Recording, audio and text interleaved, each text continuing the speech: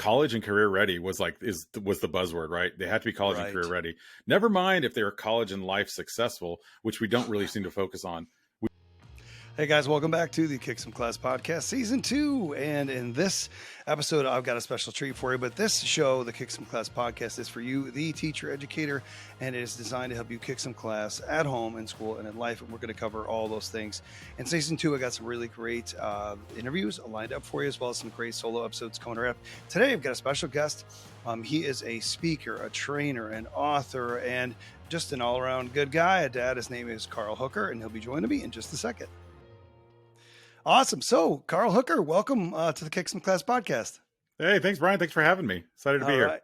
Yeah, it's great. So, just starting off in education, if somebody is kind of living under a rock and doesn't know who you are, I could go through your website and bio and read stuff off, but how would you kind of succinctly put that, maybe your path to where you are now?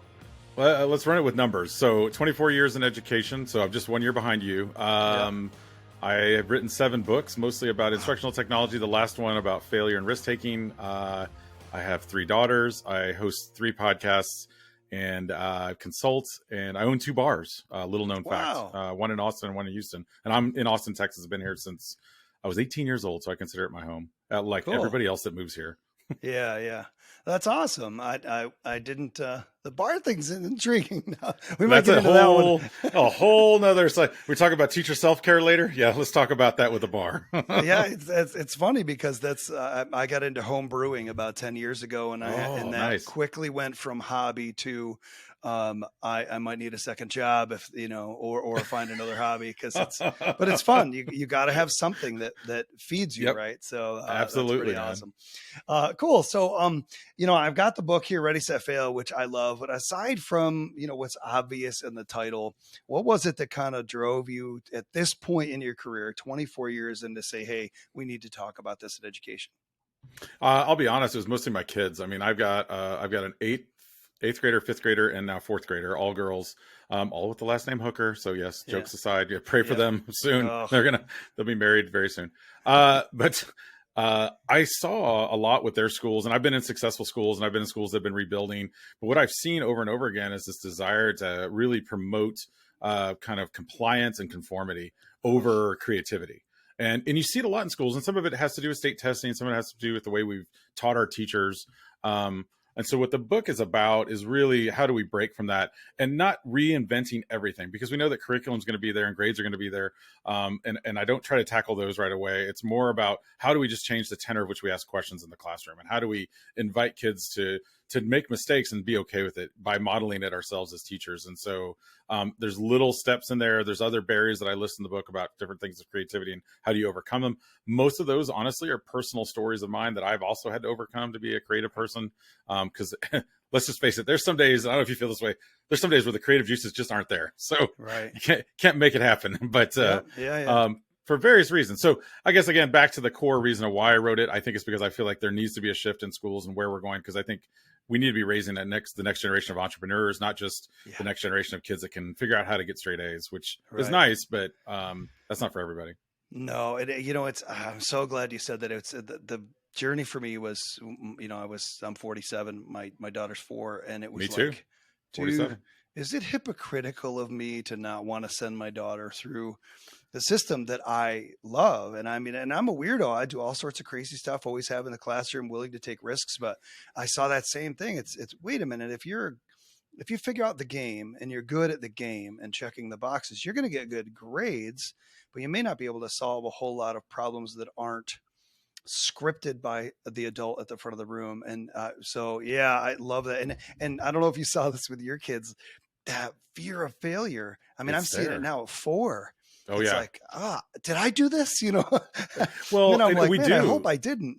Yeah. We have a big saying in our house that no is the first hello. which is if you never ask a question, the answer is always going to be no. If you never ask someone for something, it'll always be no. If you do ask them, there's a chance that it's no, but there's a chance that it's also yes. Now, this is a dangerous line to toe if you're a parent, because now that they're getting into their tween years, they decide, Dad, can I have TikTok? And I'm like, no.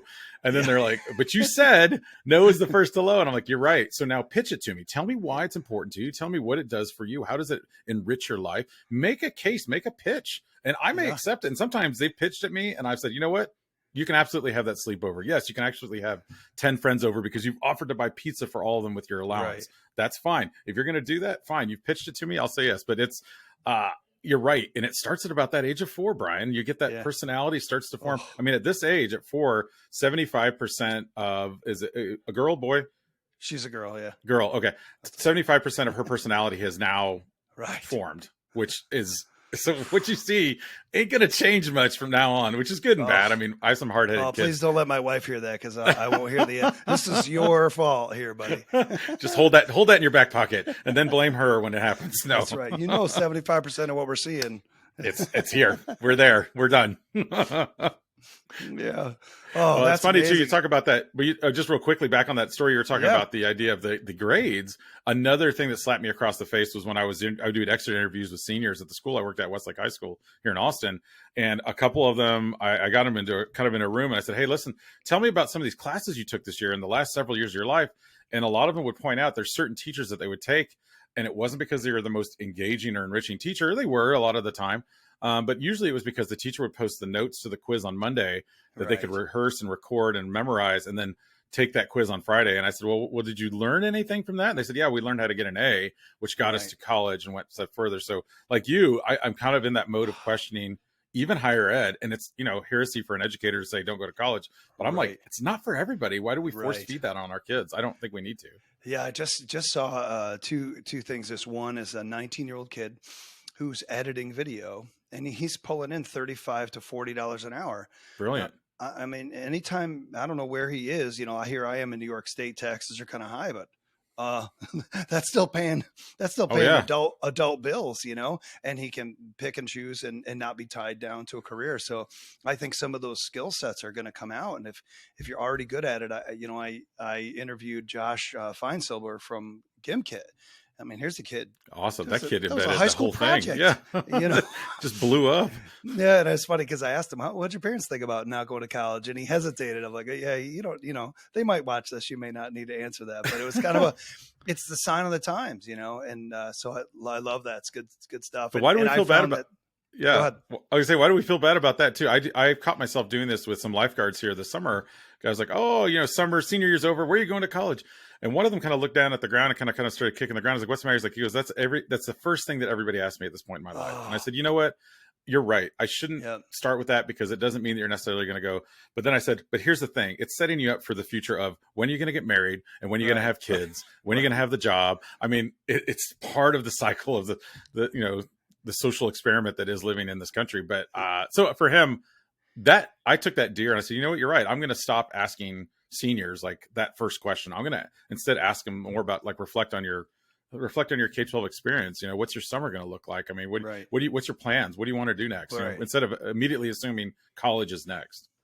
Yeah, I made the mistake once. This is back when I had hair, of saying that college isn't for everybody. And the woman cutting my hair kind of went off because her son was in my class at the time, and she was like, "Oh, he's not going to go down the path that his father went down." And I'm like, "Oh, did I just step in it big time?" Yes. I cut my own hair now, and this is pretty much it.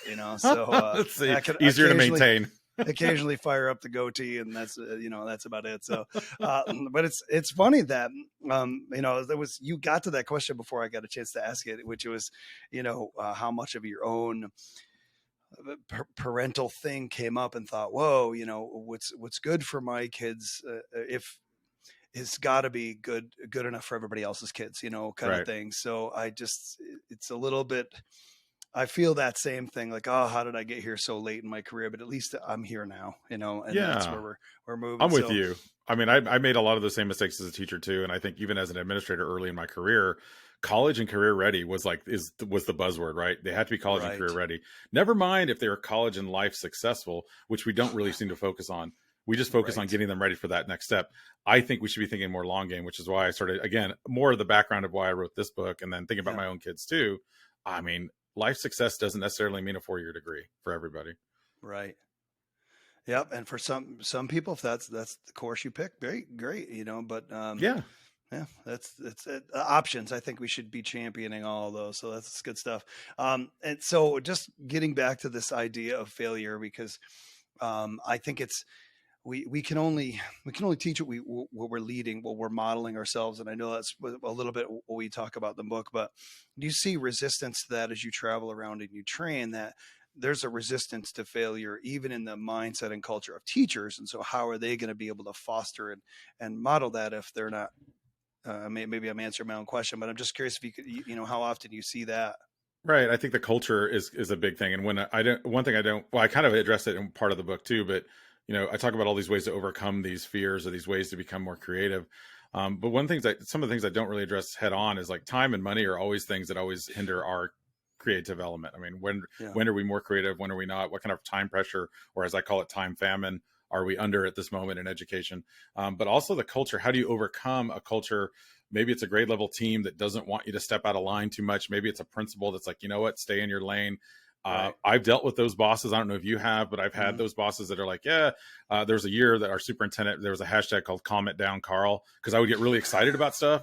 And it was like, calm it down, Carl. So everyone knew that it was me getting wound up about, we need to break the system. When I hear status quo, it's like, it's a red flag for me. Now, there are Yep. some things traditionally that we need to keep too, but what I would say is for those teachers that are struggling in those environments, it's going to take a lot more work, honestly. And I think part of it is, and when I encounter these groups, it's generally not the teachers that are that way. It's generally the administrators that I've had a Mm. couple, I won't call them out, but just in the Yep. last few months, as I've been going around doing talks on Ready, Set, Fail, I'll talk about how as a principal or a school leader, you should model this by going into the classroom and guest teach is what I call it. Just be a guest teacher for a couple Right. hours, even if it's just once a semester, because it gets your feet on the ground. It lets you experience what it's like to be a teacher and instructional leader.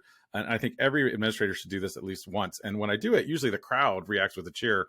Sure. Usually the administrators in the room give me that, oh, thanks a lot, Yeah. Carl. You just set me up here. And I'm like, you know Yeah. what? And I spoke with a few of those on the side, and they're like, yeah, you just sell this out. And I was like, no, all I'm telling you to do is if you can just take an hour or two of your semester and go Right. do it for one classroom, what an impact that has. Not only does it sees you being a servant leader, like I Sure. was at SeaWorld last weekend and I just witnessed this guy walking around with a dustpan, and it had Byron on the side of his dustpan. And I walked to this guy, I was like, why does he got a named dustpan? And the guy comes up to me, an employee, goes, that's the president of the park.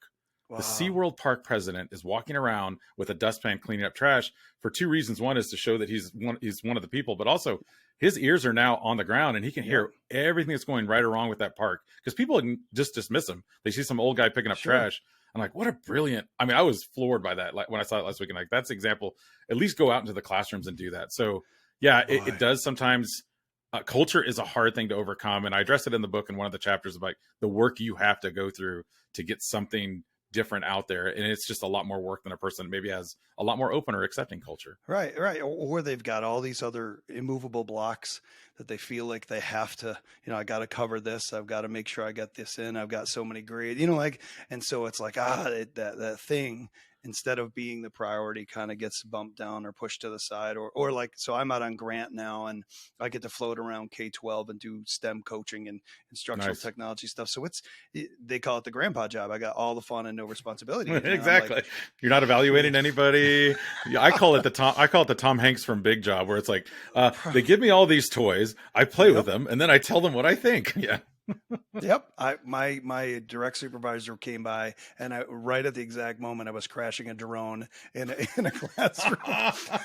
Like, well, this is educational. I'm like, oh, fail, recover. Yes. Celebrate it. It's like a yard sale. It's that one that clips all together. Oh, with yes. magnetic pieces. It just falls apart. Oh man. So, but what's funny is like people are willing to have a teacher come in and they're willing to say, look, I'll do anything crazy as long as you're here to support me. So I think it's great to see, if you had an administrator with that level, they're always, and I've sort of had the same experience. They want you to innovate, but there's always, I think in some teachers, there's always that back of the mind, but what if, but what if it doesn't work? What Innovate if and I mess up? succeed is different than innovate and let's take what happens. And so, yeah, I think it would go a long way, right? You're not setting them up in the room if you didn't believe in it, right?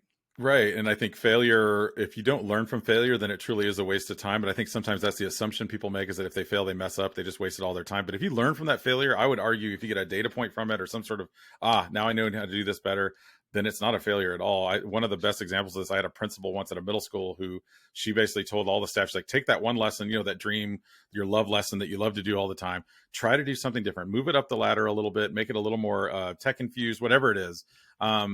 And project based maybe. Yeah. Then I want you to reflect on it. And she asked them to do a blog, but she also gave them an out of saying you could do it on like a Google Doc, because not everybody want to put that out there for the world. Sure. But then at the end of the year, when we do our summative, I want to come back and I want to ask you, hey, what was the thing you took a risk on? How did it go? What did you learn from it? What would you do better next time? And that putting that out there made them say, okay, she means it. She really wants us to do this, because now it's part of our summative review. Right. So, and it was low, when you think about it, it's low hanging fruit. She's like, just pick one thing, but all the staff has to do it. So it's a group thing. It's not just one person has to do it. Like the one teacher that's in what we call, I forget what they call it when you're in trouble. They put you, something. they put you on a track because you're like in trouble. But if everybody does it, then it's like, okay, we're all sharing this risk at the same time, which is kind of nice. Right. It's funny. I had during COVID, we were cohorted up here. You got kids we went to block in middle school, and one day I looked out at the kids and they were just bored. I'm like, oh, so I literally capped the marker and I'm like, this sucks. I can see it on your face and it sucks for me. What do you guys want to do? And I just asked them, what do you want to learn about? I don't care. It could be anything, science-ish, keep it kind of close. And that was my favorite lesson in 25 years or 24. And I made it every Wednesday when we came off of cohorting, we would get like one cohort for 3 days and then 2 and then 2 and then 3. And every Wednesday, that's what I did for the rest of that year. And if I went back in the classroom today, I would probably do that 50% of the time, because we went deeper, further. We spiraled things from 5th grade, and we pre-covered 8th grade. I mean, it was outstanding. And I'm like, I had to let go that I was going to cover something, or I could have just soldiered on and be like, well, I know it sucks, but we got 46 press minutes, on, so, turn to page 26 and read aloud. Number 2 student, go. Yeah. No, I feel like the same thing. If I'm bored this, by the way, is also my mantra when it comes to speaking and presenting. I'm always like, I try to envision myself as someone in the crowd. So when I'm talking, how am I responding to this? And I'm a person that has a very short attention span anyway. So I need to be kept. So I've, 180 slides going behind me. I'm narrating a movie while I'm also asking you to interact and turn to your neighbor and stand up and do crazy things. All in the ideology of building you up to be willing to take some sort of risk. So when you walk out, you're like, this isn't so bad. I took a few risks today. It wasn't painful. I didn't die. I didn't have to go up on stage and do anything crazy. Maybe I can impart just a touch of this in my classroom with my students and kind of opening up that culture. And I think that's kind of the main message between my talk, which I've been doing before the book, to be honest, but now it's kind of formed into this all in one piece. Yeah. That's awesome. So that whole, again, it's model what you're teaching, right? So it's good stuff. So just put your little crystal ball on. If you don't have one, I can tip my head down. You could use I got one behind me. It's actually right there. You can see it. It's right behind me. Yeah. That's awesome. So thinking forward, like in the next maybe 5 to 10 years, challenges for students and teachers in education, what do you see with where we're headed, and, maybe what we might need to be preparing for? Well, I think the teacher burnout thing is a real deal. I started a podcast called Forward to Different with the exact mantra of being, I was tired of hearing back to normal. So I wanted to go the opposite of that, forward to different. So I have the Forward to Different podcast, a Forward to Different blog series that's out about it now. And all it's doing is identifying the reasons, the pressures, the reasons why teachers are burning out. Pay is one of them, but it's not number one. Obviously, it's the forward, it's the political pressures and all of that. I think that we've kind of made it with some Band-Aids this year. I mean, we're starting out here. My school district was 1,000 teachers short in Austin, starting in June, and now they're, I think, almost down to 50. But I start worrying about, are they just going like, okay, yeah, you have a pulse, go ahead, you can go into the classroom. Mm-hmm. And you see that nationally. There's certain states that are saying, yeah, we'll just put anybody in there. Florida's going to call in the National Guard to teach kids or whatever. Wow. I think that this year is the tipping point of that. I worry that what's going to happen is the teachers that are still in are going to feel more pressure because now they have more kids, a lot more pressure because they're the ones that are maybe Yep. the instructional masters of their campus. Yep. And so that's going to break them too. So I'm worried about that snowballing. So I think in response, what's going to end up happening is we're going to start seeing more of the shift to remote, more of the shift to just online learning, not maybe at elementary as much. But I do see that more and more. I mean, there's companies out there. Rex Academy is one that I do a lot of work with startup companies. They're one I work with that does computer science. And they now offer teachers. They're like, hey, you don't have, here's a curriculum. It's self-paced pretty much. But if you need a teacher, here's a teacher that can remote in and actually teach your kids. If you don't have someone that's qualified to teach computer science, we have, and what's great is those kids get a really highly qualified teacher. And that teacher, by the way, gets paid more than a regular teacher because now they've got a flexible schedule. They're doing multiple classes across the country. I think that's a win-win. I think that's going to work for sixth grade up. I think elementary, we're going to have to figure out how to keep patching it together and mixing it up. Here in Texas, we got some schools going to the 4-day school week. That's probably going to help a little bit alleviate some pressure. And I think Colorado is already one of the states that has most of their schools are now 4-day schools, but we'll see how that goes. I'm nervous, and I'm a very optimistic person, Brian, if I'm being honest, but I'm worried about it enough to where I'm writing about it, trying to figure out how do we solve the riddle of keeping them in. Yeah. And I keep thinking there's this parallel with healthcare.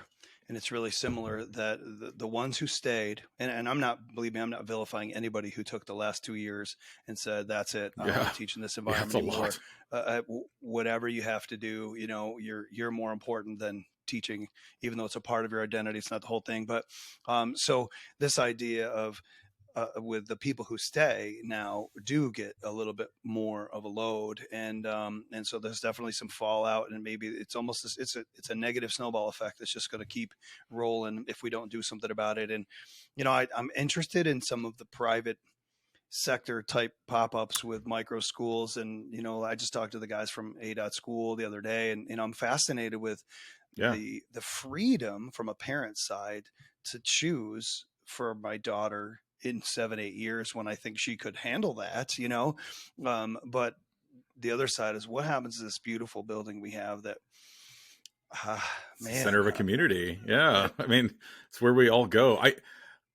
We started, one of the other things I forgot to mention in my bio is we launched a social media company called K12leaders.com back in January.